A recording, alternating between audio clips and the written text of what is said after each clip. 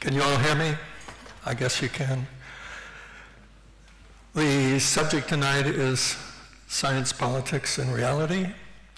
Let's see if this clicker will work. There we go.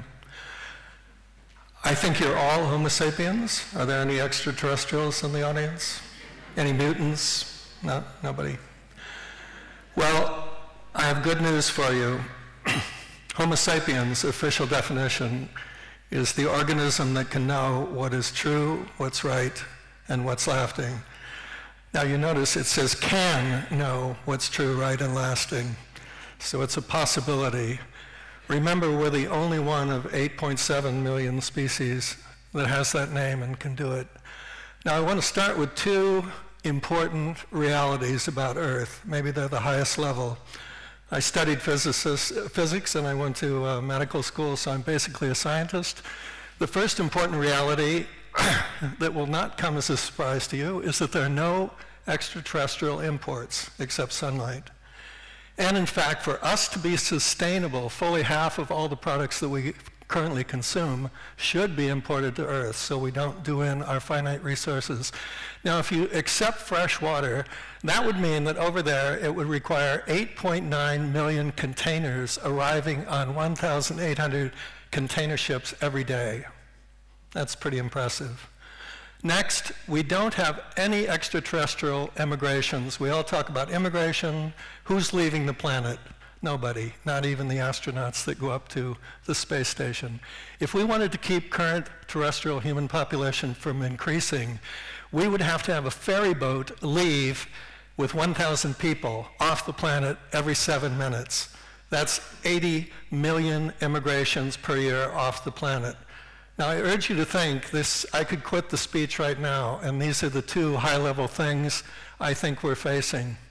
Whoops, it jumps here. Now, for an official definition of science, science in Latin means knowledge, and there's a scientific method that I think is quite extraordinary. Scientists observe, they investigate, they question, they suppose, they experiment, they conclude, they explain it to you, and then they get it confirmed by other scientists. If they're wrong, they go back to the drawing boards. Now, what about politics? Politics is a sort of subset of government, and it means citizen steering. You're steering the citizens, right? Now, there was a great guy named Demosthenes, who was considered the greatest orator or politician of all time. You notice that his name begins demo. Democracy means people rule. And what they said about him was that he was the perfect orator, he lacked nothing, he was a blazing thunderbolt, lofty speech, living passions, copiousness, readiness, speed. Now, if you want to compare that, well, the scientists observe and investigate, and of course the politicians orate with blazing thunder. We should think about that. I also taught, whoops, can someone put that down? Oh, Matthew's over there fooling around here. Now, there's something wrong, Matthew. This page doesn't come up right. What have you done? Out of memory. Oh, my goodness. Wouldn't you know it? Okay, blow it up again, and we'll... no, go to Windows, and then full screen. Isn't this a typical philosopher here? Okay. So I was saying, really, this is not a put down to politics, but it is a most important attribute for any politician to be able to speak effectively and move people. That's just the job description. In the same way we have a science job description up there. I also taught media and politics at the Kennedy School at Harvard, so I know something about these subjects. It still doesn't work, Matthew. I wonder what's the matter.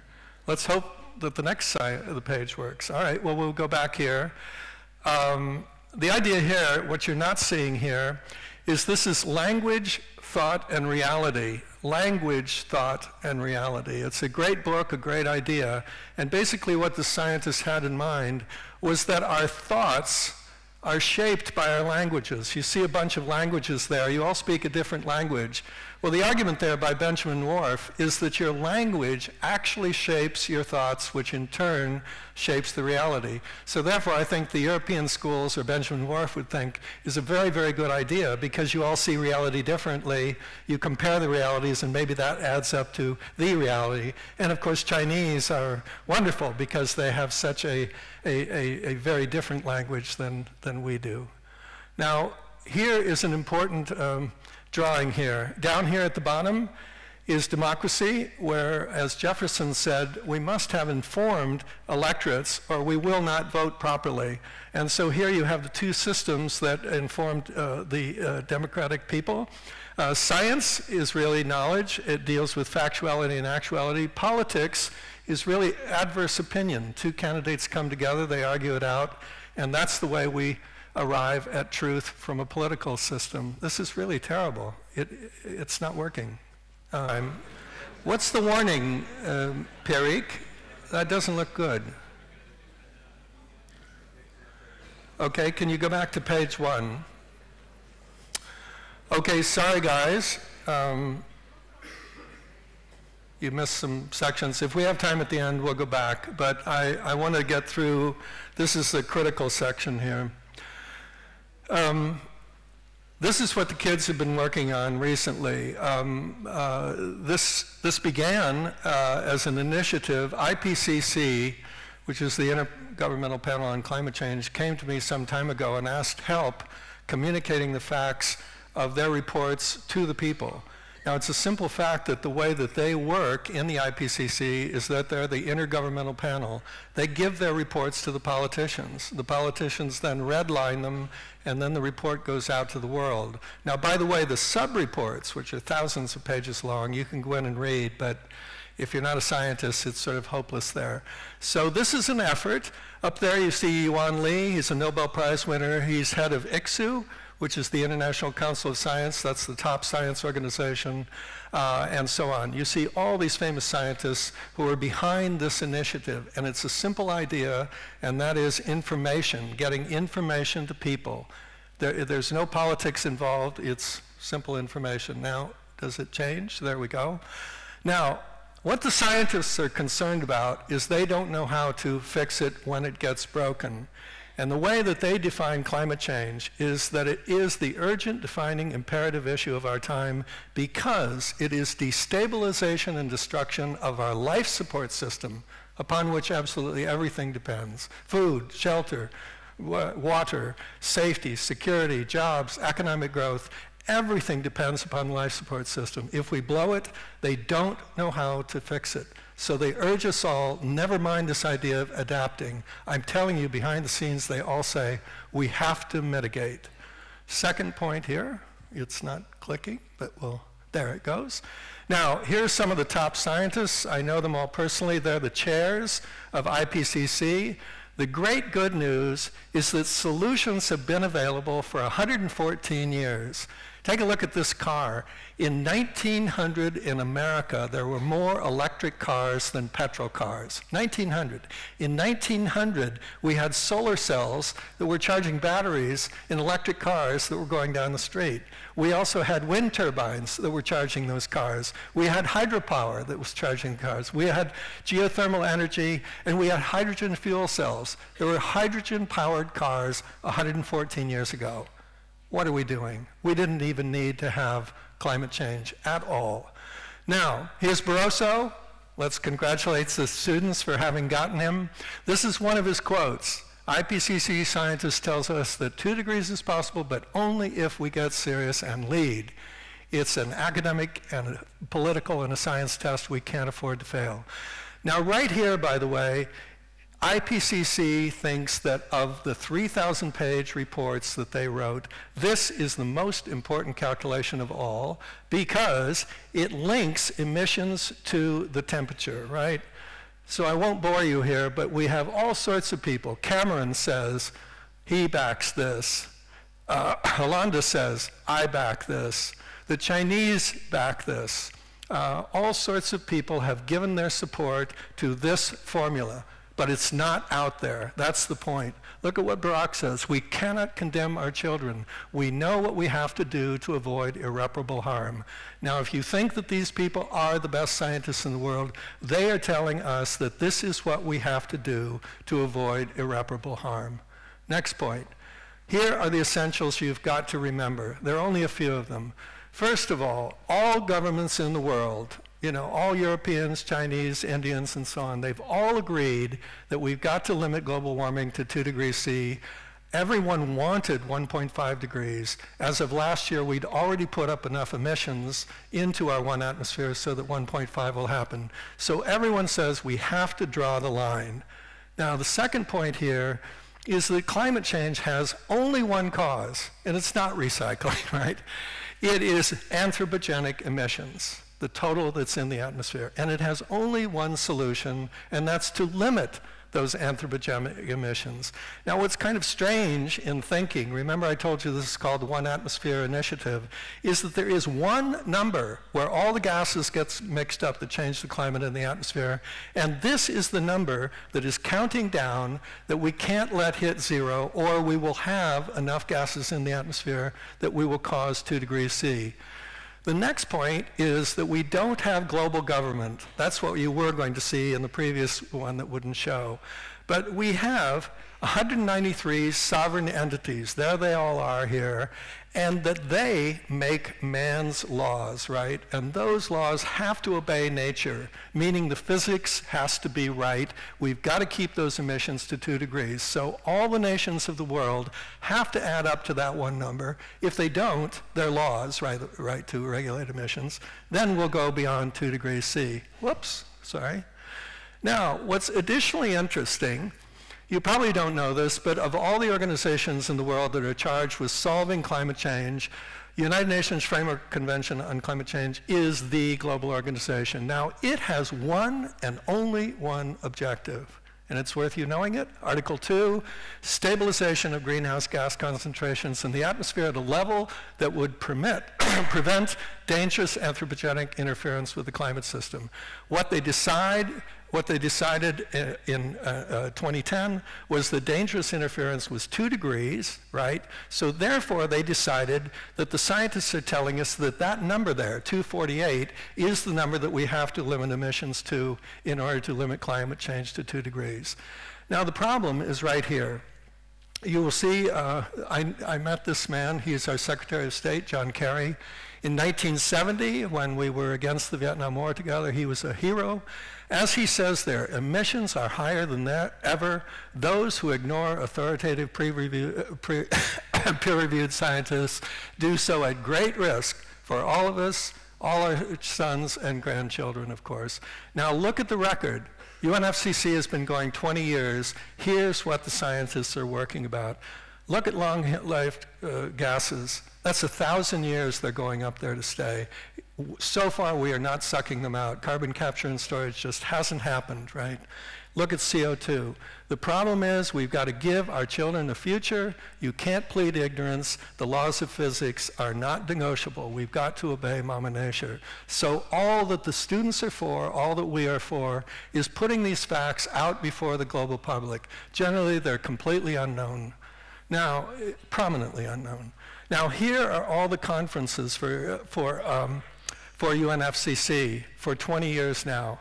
Every single one, if you talk about the gigatons, that's 1 billion tons of carbon, when the first conference was held, we were putting out 8 gigs of carbon each year into the atmosphere that changed the climate. Look where we are now. We're now at 11. 11. There is no stabilization that is happening. I dare say this is not prominently exposed in the news. It's like Ebola is just about to absolutely explode everywhere in the world, but the reporters aren't covering it. They're not saying, look at this. We are headed to oblivion, you know, where everyone's talking very calmly and so forth. Now, here's the argument in terms of Peru. What we're doing now is building up support to put the data before the people at Peru. Just put the numbers on the table. This is the president of the next UNFCCC conference, Peruvian, the Minister of the Environment. And as he says, Peru must not fail if we continue as we are, climate change will literally be a catastrophe, because it's not going down, it's up. The reality is that for 20 years we have not stabilized emissions, but the greater reality is that sustainable solutions have been there for 114 years. There's just no shortage of the solution. It's just that we've got to convince people that it's like your child has deadly illness. The child can be cured. We're not doing it. We have to do it. Now, here's Ban Ki-moon, and he's saying, he's got two numbers up there, if you notice. He's not only saying, I'm for 2 degrees C, he's also saying, I'm for 248, and that's the clock running up there, gigatons of carbon emission limits. That's very important. That's what you saw in those opening slides with Barroso. We've got to now get this running number, which is constantly counting down, it has to be a clock, associated with 2C. We have to get them associated, so people have got to have a number with 2C, and then electronically it's counting down, because you'll notice in a couple of days it'll be 247, and then 246, and so on and so on. Now, if you add up humanity, if you take all the numbers as of right now, humanity is a whopping 400% over the limit for 2 degrees C. It's headed for 8 degrees. Seriously, if we keep on with business, politics, and science as usual, we're fried. We're just going to go past 2 like you can't believe it. 0 for 2 degrees is 2035. That means as of 2035, we'll have enough emissions in the atmosphere that 2 degrees will happen, unless we suck them out, and currently we're miles and miles away from doing that in quantity. And that means we're only 21 years away from countdown, which is 2035. Now, it would not be controversial at all in terms of economics if Ban Ki-moon said, I'm for economic growth. We're currently, in terms of gross national income, at 99 trillion, headed for 100 trillion annually in economics, in gross national income, right? Humanity is increasing at 2.2% a year. And it certainly wouldn't be controversial. I hope this works. We're not working very well here. There we go. It would not be controversial if you had a meeting of these heads of state and Barack Obama said, well, now our American gross national income average per capita is $52,000. Germans say it's 43. Chinese say it's 11. Indians say -5, and down there, the good luck Jonathan from Nigeria says, well, ours is 5. That would not be controversial. Everyone would easily admit it. This is what's controversial. No one is saying what their emissions are. Science knows it. They're simply not saying it. So Barack would have to get up and say, well, in terms of being over the emission limit, that is that you just divide it out equally so we can say where we are, that Americans are 1,398% over limit. Germans are quite a bit better. They're 888. Chinese are about average with humanity. Humanity's 400. The Chinese are 468. Indians are way down there. They're 134. And good old Nigeria wins. They're only 30% of the emissions. As I say, all we're trying to do is to get this hardcore science put on the table. We're not trying to, when I say we, the scientists, all they want is the information on the table. They don't want to interfere with the politicians in terms of what they do. Now, here is a truly shocking reality. Not even scientists know what I'm about to tell you. It's just not out there. As I told you, in 1900, we had solar cells, wind turbines, hydropower, geothermal, hydrogen fuel cells, electric cars, to name just a few. We also had photography and movies and telephones and all sorts of other things, right? What you have to understand is that energy use is the principal source of climate changing emissions. So we have coal, oil, gas, and bio. You see the flames, the combustion, they all produce emissions. Bioenergy is no free lunch. It not only produces emissions, it produces pollutions and health hazards. And the way we deal with it, it is not sustainable. So those are all the baddies there, right? If you take all the goodies, all the green stuff, the solar, wind, hydro, and geo, you go from 1900 to 1990, they increased up to 3%, pardon me, of total primary energy supply. The combustions were 97%, they made it up to 3%. Now, the shocking reality is, if you now go from 1900 to today, there's still 3%. If you take all the wind turbines, all the solar cells, all the geothermal, all of that, and add it up, it's still only 3%. The problem is we see all these glorious pictures everywhere, and we think it's got to be more. Remember, this is energy supply. That's what the scientists use. Now, if you now go to nuclear, nuclear began in 1960. By 1990, nuclear had made it up to 6% of total primary energy supply. Remember, nuclear causes radiation. It's killed only a few people. We're talking about completely destabilizing our life support system. So we can put up with nuclear temporarily because it doesn't cause emissions. The sad thing is, in the last 25 years, nuclear has dropped from 6% to 5%, replaced by coal, the baddest of bad. So where do we stand now? That means that if you add up all coal, oil, gas, and bio is only 10%, all of that comes to 92% of our energy supply is combustive, and a miserably small 8% is non-combustive, and it was even better than that. In other words, we've dropped in 25 years. This is not reaching people. Optimism is, this is unwarranted, unjustified hope. We've got to get to justified hope. It's there, but we're not dealing with it. Now, if individual nations now have to admit where they stand, Barack would have to say, my total of solar, wind, hydro, and geo is a miserably small 2%. Here I am, high-tech America, and for 25 years, American solar, hydro, geo has not increased. 25 years. Next, Germany has increased from 1% to 3%. Excuse me, China's increased from almost 0 to 3%. Again, this is total primary energy supply. India's at 2%, and their good luck, Jonathan, is at 1%. Let's just put the facts on the table. Now, to get to the great good news, some of you will remember Rosie the Riveter. Rosie the Riveters are right over there. She was a legendary creature from World War II. She had a job in a coal mine in West Virginia, a miserable job, and she got a job making airplanes in World War II. So this was really, really great, right? Women had great opportunities. These women are from the Women's Army Corps. They were called the pistol-packing mamas because they flew ferry airplanes. You know, they flew them to the front, and they were only given the weapon of having a little pistol. The point is here that if you want the answer to how we do this economically, it's right here. In just 5 years in World War II, US aircraft production went from 2,141 planes to 96,318 planes per year. That's a 4,500% increase. Not only was the war won, and of course this war, climate change, is against killing. It doesn't have any deaths involved, it prevents deaths.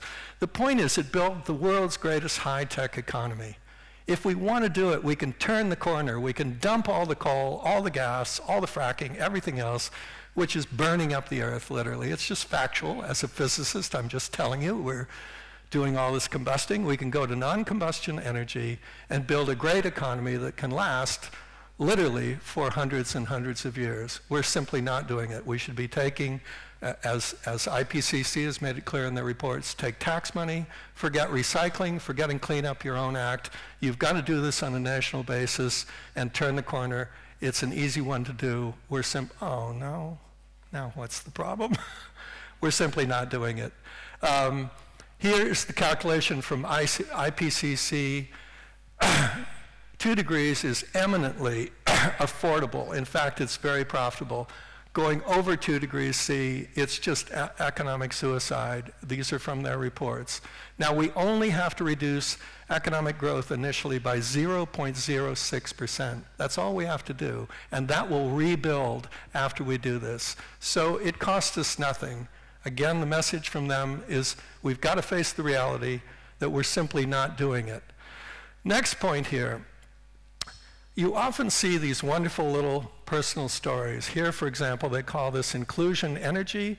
30,600 Peruvians provided with solar fight energy poverty.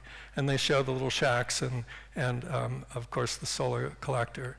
Now, the point is, we have to deal with this number. That's really great, but what we must do is add up all gender emissions, petroleum emissions, forest sucking in of emissions, adaptation finance, add up everything, And we simply can't kid ourselves. If we want 2 degrees C, we got to do the addition, and we've got to deal with that number.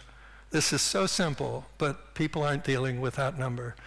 Next point, the United Nations Development Program, UNDP, for many, many, many years now, has ranked all nations by their human development. That's the name of the game. And of course, here we are in Europe sitting at the top of the tree.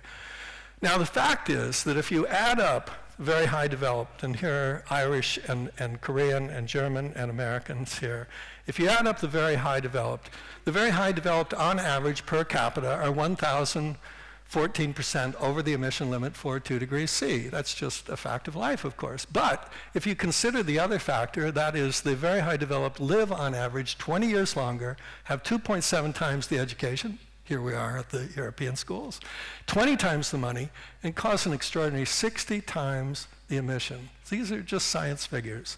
That means that 18% of humanity, you, the best educated, healthiest, wealthiest, highest developed, cause 72% of cumulative emissions, which are the cause of climate change. Just get this out in the dialogue.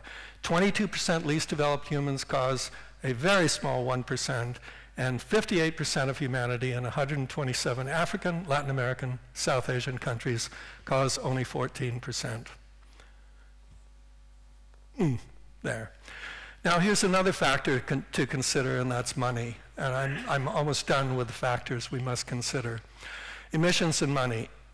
Now the fact is that if you take out all the money that the very high developed has promised the less developed to adapt to emissions, which they're largely causing, if you divide that per capita, then what they call the most vulnerable exposed, which include all Africans, for example, Latins and South Asians, receive only 1/4 of 1 cent per day. Now in Peru, they hope to move that from $10 billion to $100 billion a year. That will mean that each person gets 2.5 cents a day.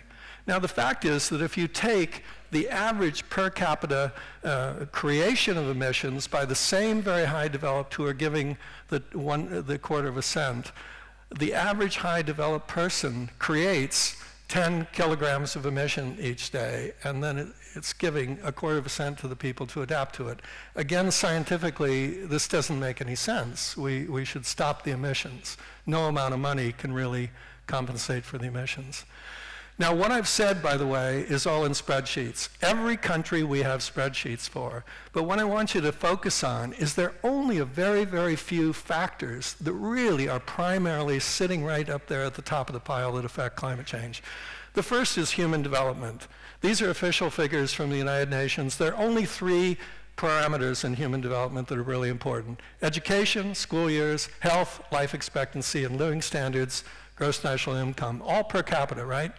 Then if you get down to emissions, there are 3 kinds of emissions: territorial, cumulative, and emissions from consumption of goods and services. So you put down those numbers, right? This is just information. Finally, as I told you, energy is the source of climate changing emissions, or the cure, right? We turn to non-emittive energy. Then you just put that down. Now that's all you need, and that's all this initiative is about, is putting these spreadsheets on the table for the 193 countries that meet so that they actually use the facts in order to really limit emissions and limit the damage that we're doing with climate change. Now, here's an interesting factor. This is a very great scientist. His name is Dahe Quinn. I'm sure I'm mispronouncing his name. He's the co-chair of Intergovernmental Panel on Climate Change Work Group 1, Physical Science. He's one of the most renowned experts on emissions in the world. Look what he says. He says, if every Chinese lives like an American, it will be a disaster for the world. And the example he gave was automobiles. And it's simply a fact that if you divide up all the vehicles, well, Americans have 1 vehicle. That's for a day-old kid all the way up to 100 years old. 1 vehicle a person. If you divide, again, these are the latest figures we have. If you do it for Chinese, there are roughly 20 Chinese per vehicle. And if you do it for Indians, there are 50. The point is, remember I told you we had a sustainable solution in 1900, 114 years ago, right? We can do it. There's no problem. We don't have to have disaster, but we simply have to accommodate for it. And we can't say that, well, China is leading in emissions. Oh, they're the world's highest emitter. That's not really a fair way to look at it. We should look at it per capita, just like we look at GDP per capita, longevity per capita, everything else. That's all the argument is here. Now, next slide. Now, this is out of today's news. Again, I will mispronounce the name, but here's the head of China, we'll say, and the head of the United States. And it was in all the newspapers today that the US and China signed an historic emission pledge. The US pledged to cut emissions 17% by 2020 and 28% by 2030. China promised pledge to peak by 2030. Now, you've heard my lecture. Do you see the word 2 degrees C? Do you see the word gigatons? How do we calculate? What does this mean? That's the scientist's point. We have to, and we can do it, they can do it. We have to translate what these pledges mean, if they happen. Remember, they're only a pledge. But in order to protect all of our children, grandchildren, and everyone else, you gotta deal with this number. If you want 2C, and we shouldn't want more, then you have to take the headlines and translate them. Well, the point is we have the scientists who are doing that. Not we, the IPCC does. So the idea here is that we have a constantly updated emissions board, right? When people do actions, when numbers change, they're instantly updated. For example, with the United States, you can get an update on emissions every single month. With nations in Europe, every 3 months. We could instantly say what's happening in a very short time. Now, here are the key maps. I'll just show you a couple. People can figure out what's happening with their own nations by simply looking at a map. Now, this is the cumulative emissions per capita, right? So you see that the red countries, that's where I told you the figure, that 18% of the people, that's how many people are in the red countries, cause 72% of emissions, which are called cumulative or historic emissions, right? And then if you go down to the green countries, you see that 22% cause 1%. Now, if you were going to be efficient, if you were a businessman or a politician or a scientist, you would automatically say, well, if we want to be efficient about this, 18% cause 72%, and they have all the money, all the education, all the health. So why shouldn't we deal with them? First, of course, everyone should do what they should do. Next, here we have what I told you were these emissions from consumption of goods and services.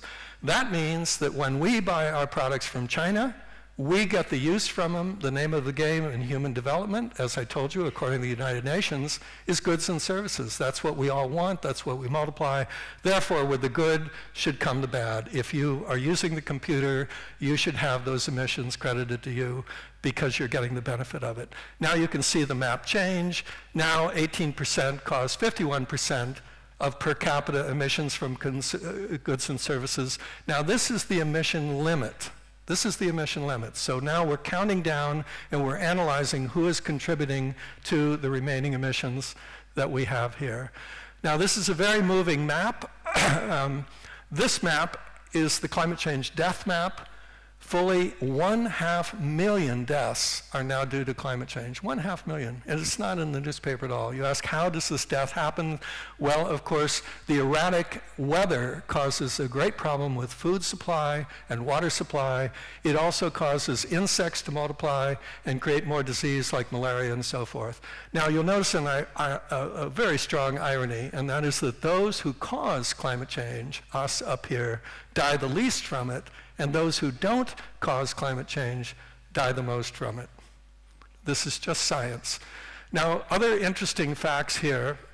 There's a lot of effort and a lot of effective advertising, and of course I'm a filmmaker, that goes out to say, oh, poor Africa, they're suffering so much, we should clean up all of their emissions. Now, this is very, very heartfelt and well stated. However, Africa causes a total of 3% of all the emissions in the world. And that would mean, imagine that we're all good people and we clean up all of Africa, 97% of emissions will remain and kill us all. Just fry the earth, we'll be finished. We just should know that while we're dealing with the problem.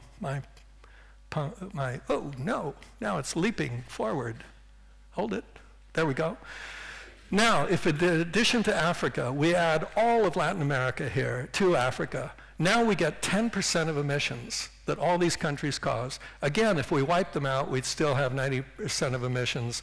We would still all be toast. Next, if we now add Southern Asia, we are up to 127 countries, 58% of humanity. They cause 23% of emissions. Well, 77% remain. The argument really is, of course we don't do nothing. All of us should do our job, but we should put the facts out there so we know what's what, because these are the sovereign nations. I'll make one last point about science here. This baby will live to be 120 because of science, because of knowledge, because of evidence and consensus. It's science that brings us all of our medicines and our long life. It's science that brings me this clicker that doesn't work. I have to complain. It's science that does the projector. It's science that even makes the bottles for my Diet Coke over here and my chips. But the point is really that we owe science everything. Our cars, our computers, our communication, our satellites, everything. The same science is now telling us we don't know how to handle climate change. Imagine these are doctors who really say, your child, I can cure the child, you're simply not doing it. You've got to deal with it. Or you may not see it, the child may look okay, but it's not.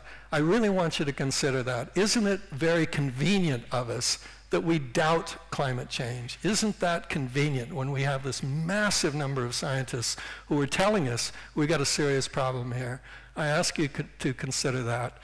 Here is probably the second most important drawing from IPCC. I showed you the first one, that's on the emission limit.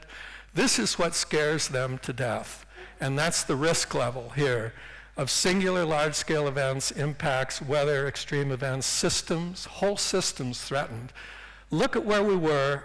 You can't see the bottom there, but this is just 1990 when UNFCCC began, right? It's just, 25 years ago.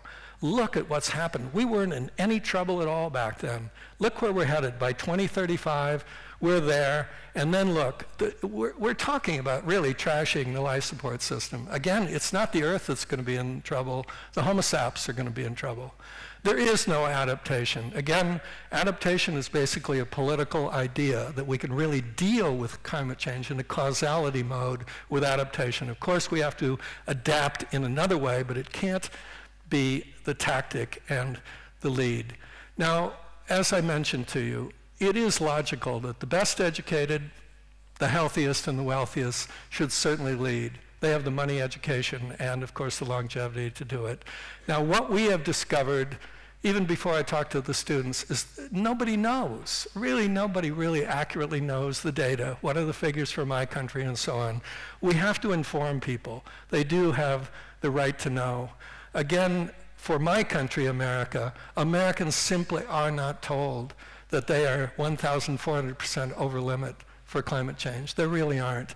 And of course, among my generation, and there you can see them there, this painting is called The Right to Know, and that's really all that we're talking about. I think in every country, and certainly the kids here proved it, that when they're informed, when they know, they'll act. And that's basically what we're trying to do. Here's a poster. I am part of the problem. We must never forget that the problem is to limit global warming to 2 degrees C. The solution is that 248, then I've got to limit my emissions. And remember, it's my national emissions. You can't clean up your own act. So again, the poster idea is this. We've got to inform everyone that science says we don't know how to handle a future like that. That science says, look at the kind of economy that you've got over here. A combustion economy is just nowhere. You can obviously see that this one is the way to go. I won't belittle it, continue here, but the point is that we should adequately inform people that their future is really in jeopardy. In every room in this school, I think, is this: help stop the flu from spreading. Everywhere in every room. Where do you see anything that I've shown you? I think that's what really drives IPCC nuts, that people are not recognizing the threat that we all have here, literally to ourselves and our planet, and wiping ourselves out. Now, I'm at the end of this section. I have one more section. I hope we have time to do it. You know, I'll go through it rapidly, and this is a lecture that I've given to many places, blow it up bigger here, to Nobel Prize-winning scientists, and they think it's a very significant lecture. What can I tell you? It's sort of the highest level of sustainability. I'll try to go through it quickly, but this puts an umbrella around climate change, dealing with the bigger issues that we have to deal with. Now again, we're talking about leadership for the future of whatever age you are, and now we want to analyze the biggest problems that human beings have. I hope my clicker works here. Now what I want you to imagine is that we take all the land, because we're land dwellers, nobody's living out on sea permanently, and we put it all together by the types of land, right? And it would make a gigantic block, 11,600 kilometers square, right, of all the land put together by the types of land. And here they are there, right? We'd have 24% forest, 11% cropland, 8% grazing land, and a bunch of mix, and only 2.5% fresh water, right? So we put that all together. And then, whoops, this clicker's maddening. Oh, no, go. It has delayed click. Come on.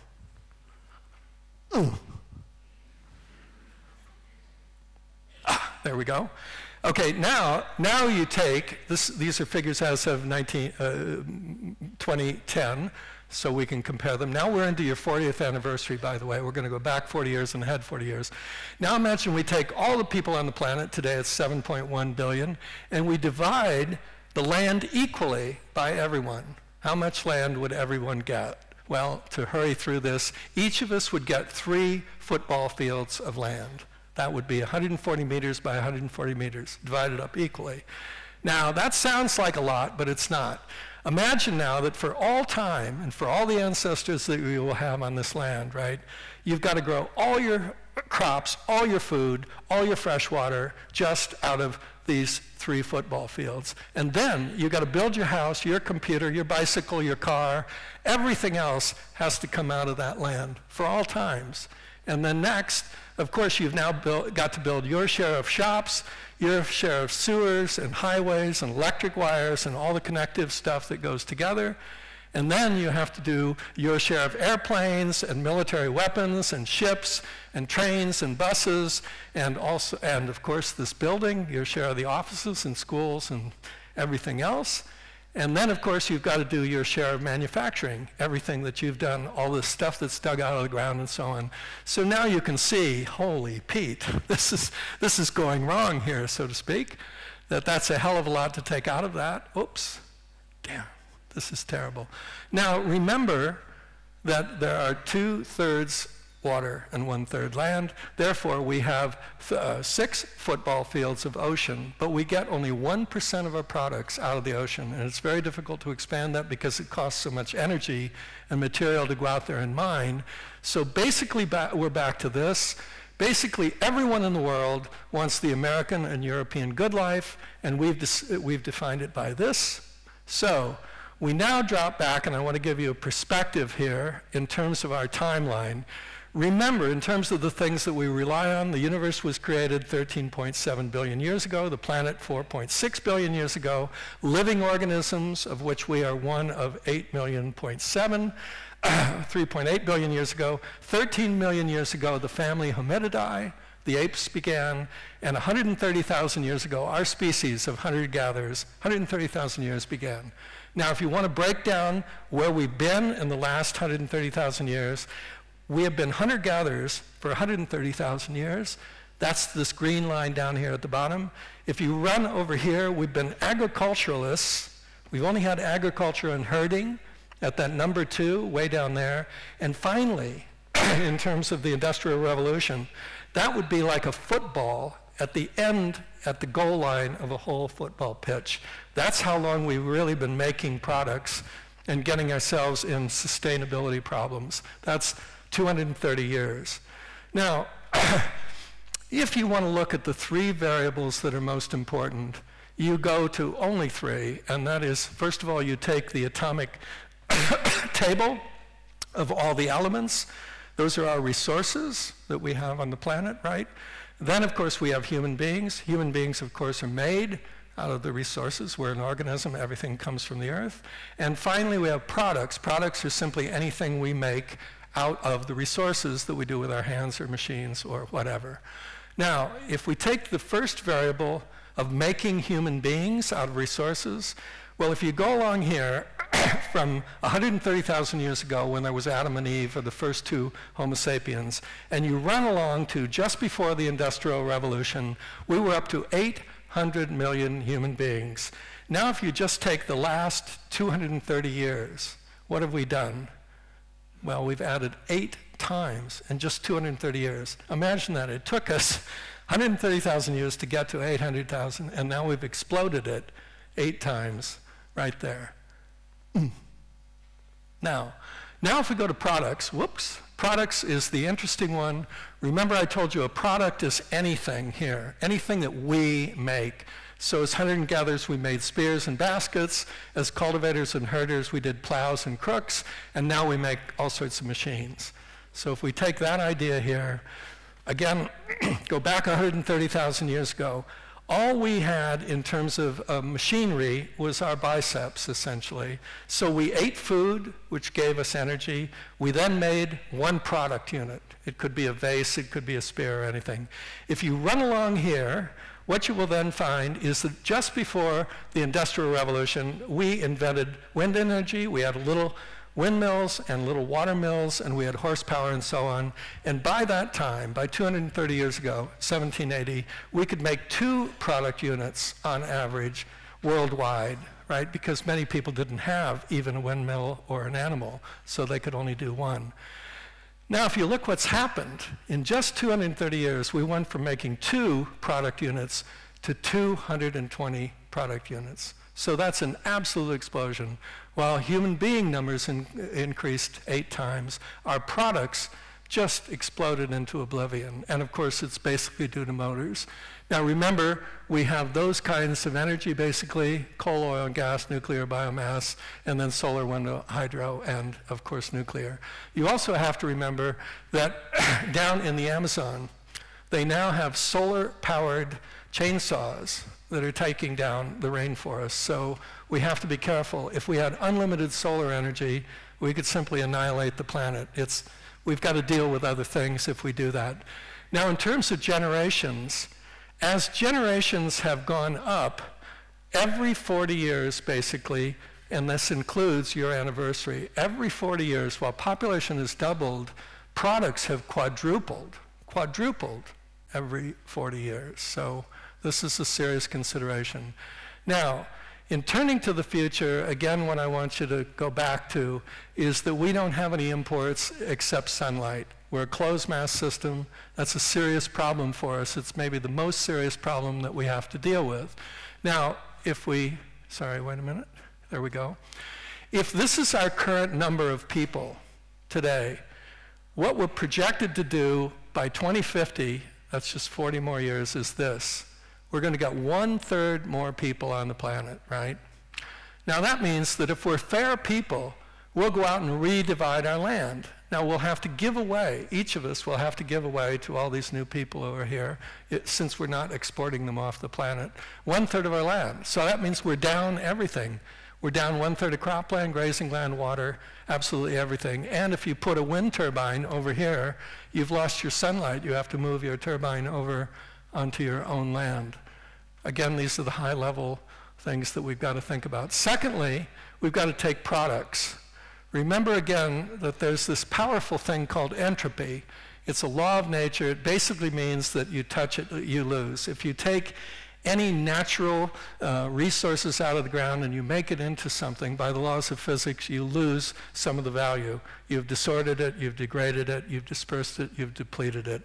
So the idea is this is an awesome action that we don't think about when we make products. Now, if we go to our land here, we're back at our normal land unit. If the clicker works. The problem here is that we now have these great machines. We're digging everything out of the earth at a ferocious rate.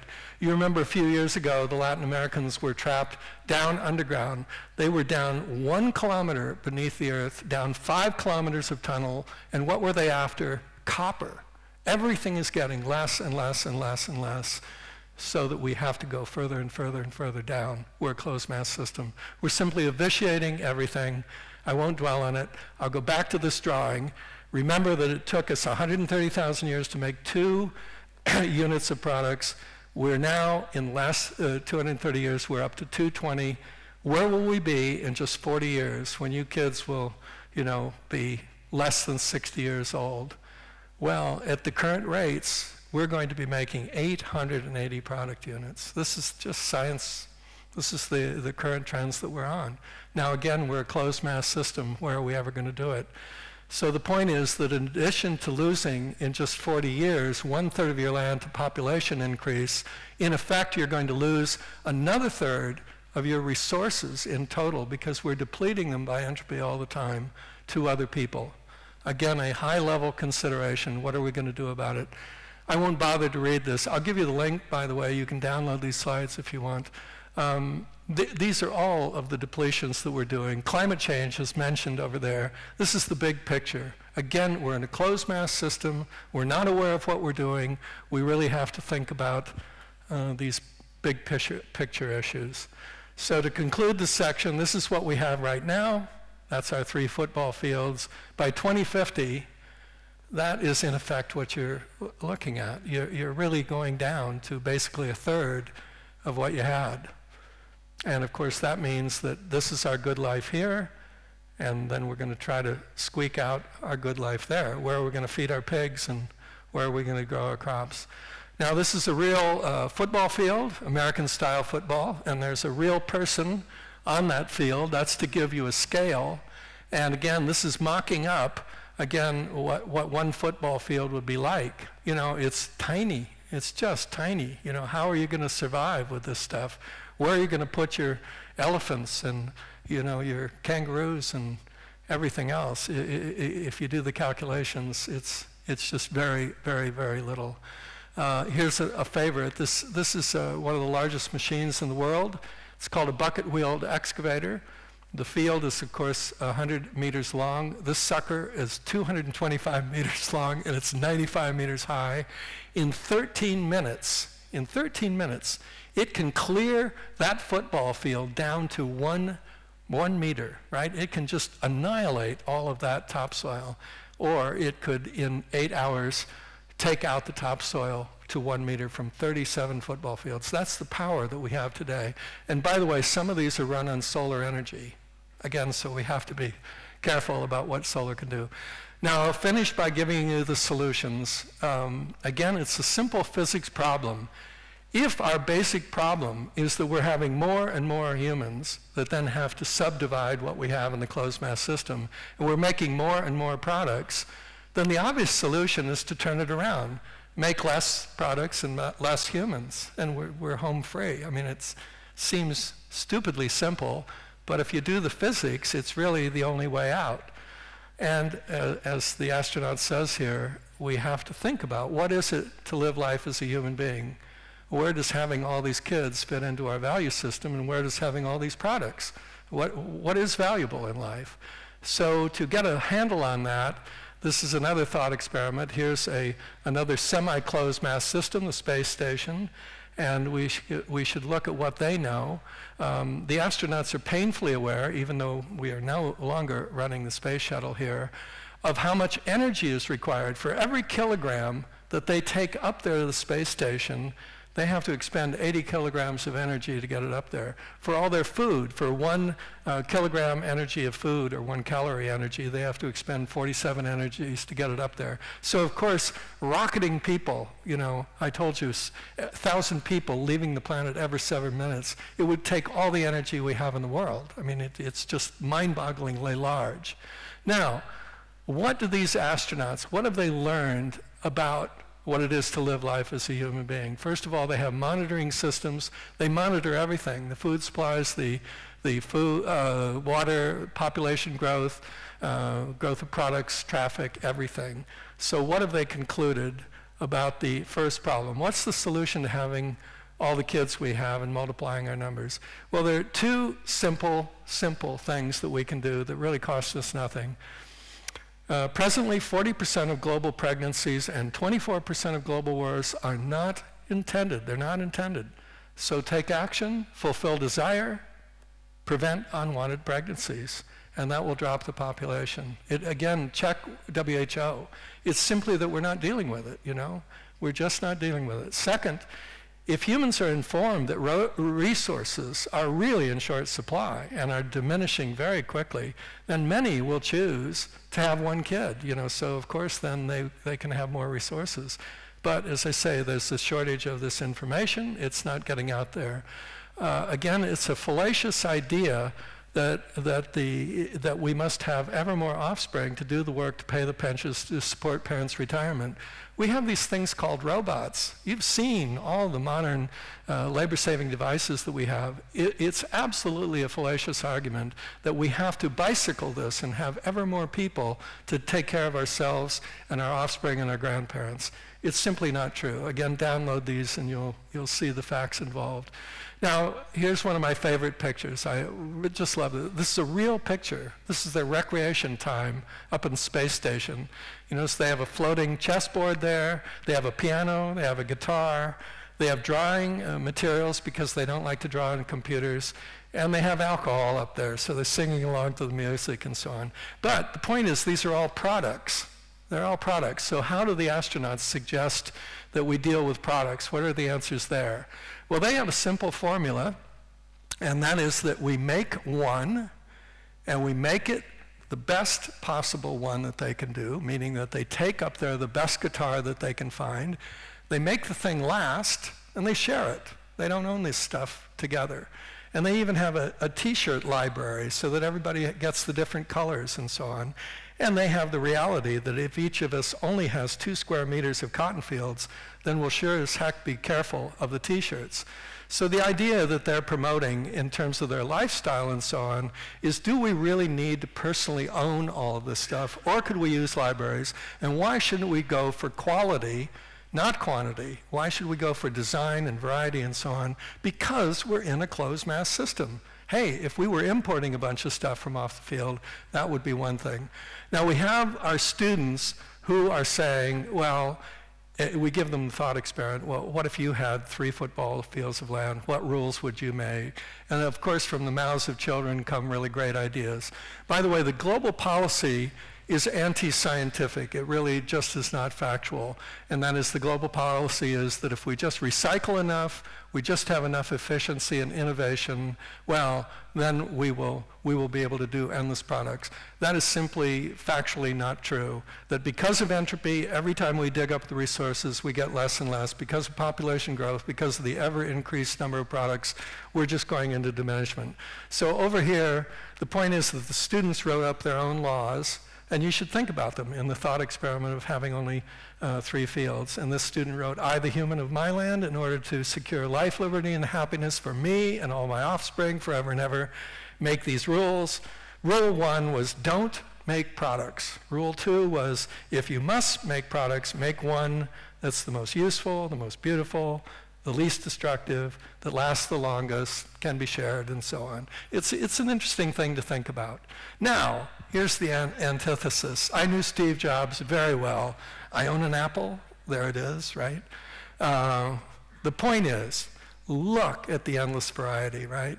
Variety, variety, design, design, style, style, everywhere. This is the antithetical to the idea, as this kid says, Steve, listen, haven't you heard that these scientists say that the answer is we've got to make one that's the best, that lasts and can be shared. And Steve says back to the kids, now listen, I got my stock owners, you know, I got my employees and so on. He says, we product makers have the inverse rule to the scientists. We make many that don't last and aren't shared. Now you got to think about that. It's really an awesome truth that we've set up our economy on this basis. Again, we're in a closed mass system. The final slides, we're at the end here, guys, but I encourage you to think, again, I've given this lecture to Nobel scientists, and I think this is at the highest level of what we've got to think about, you know, the greatest abstraction. The point here is that if we go back 230 years to the beginning of the Industrial Revolution, before that we weren't in trouble at all.